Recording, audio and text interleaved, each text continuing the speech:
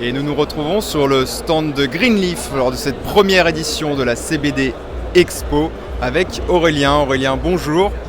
Bonjour Pierre. Alors dans un premier temps, est-ce que tu pourrais nous dire un petit peu tes impressions sur cette première édition du salon?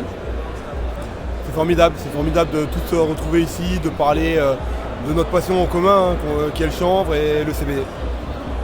C'est parfait, déjà on te remercie toi et ton équipe d'être venus et de nous avoir fait confiance pour l'organisation de cette première édition. Maintenant, est-ce que tu pourrais nous en dire un petit peu plus sur ce que tu es venu présenter à ce salon?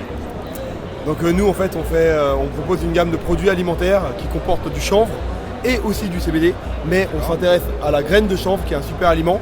C'est ce qui nous différencie un peu de tous les autres stands. Mon projet en fait c'est de démocratiser au maximum le chanvre et sous toutes ses formes, et d'accompagner les clients, les consommateurs avec du chanvre dès le matin. Donc dès le matin on peut consommer de la pâte à tartiner au chanvre, des granolas au chanvre. On enchaîne ensuite avec un peu de sport, on a de la protéine pour les sportifs. On prend l'apéro, on a des biscuits apéro à base de chanvre. Et on peut terminer la journée avec une petite infusion CBD, bien sûr. Et si on a un petit coup de stress, on a une huile CBD aussi. En gros, on fait de l'alimentation, on est vraiment les spécialistes de l'alimentaire, de l'alimentation à base de chanvre, que ce soit issu de la graine ou issu de la fleur. D'accord, donc effectivement, tout au long de la journée, on peut se nourrir que de chanvre au final. Je t'invite à le faire d'ailleurs, tu verras, c'est génial. Je ne manquerai pas d'essayer. Et alors on m'a dit que tu étais également ici pour représenter des associations.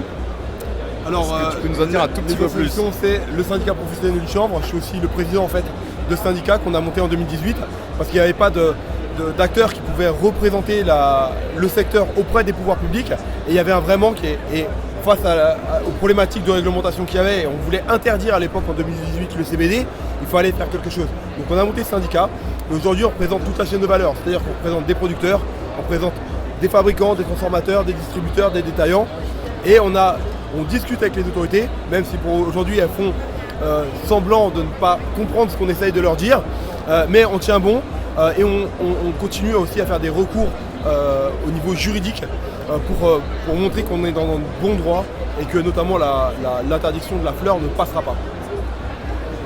C'est un beau combat, on vous souhaite beaucoup de courage pour la suite et puis une très belle fin de salon.